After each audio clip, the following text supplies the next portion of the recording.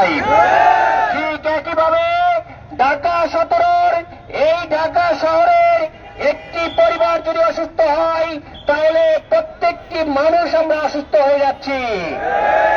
ঢাকা শহরে আজকের যে সন্ত্রাস, যে চাঁদাবাজি, যে চাঁদাবাজি, যে ডান্ডাবাজি চলছে, এই চাঁদাবাজি, সন্ত্রাস, দুর্নীতি থেকে এদেশকে মুক্ত করতে না পারলে প্রত্যেকটি নাগরিক তার কুফল ভোগ করতে হচ্ছে।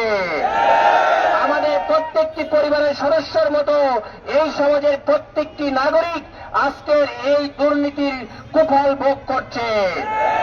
বাংলাদেশ জামায়াত ইসলামী একমাত্র দল যারা এদেশের মানুষকে নিয়ে চিন্তা করে এই সমাজকে সুস্থ করে সুন্দর করে গঠন করতে চায়।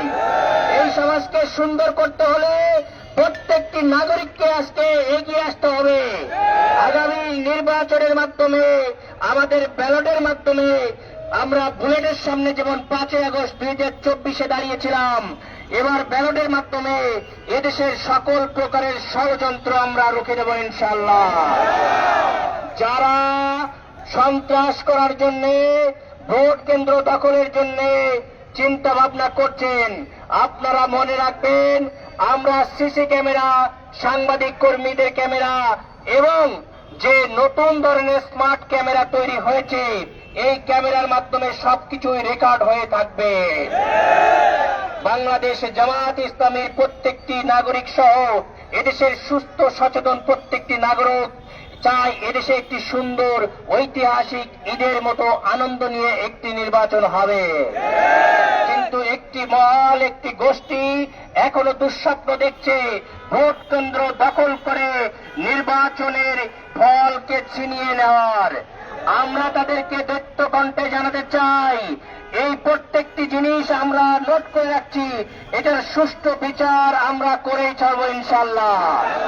যারা এদেশের নারীদের, মাদের, বোনদের বলে যে জামায়াত ইসলামী বাইরে আসতে দিতে চায় না, সেই শয়তানগুলো, অথর্বগুলো বোনদের উপরে হামলা করছে। যারা সবচেয়ে বেশি কাপুরুষ তারাই বোনদের উপরে হামলা করে। আমরা এই প্রতিটি হামলার জবাব সঠিক সময়েই দিব এবং সঠিক ডোজে সঠিকভাবে দিব ইনশাআল্লাহ।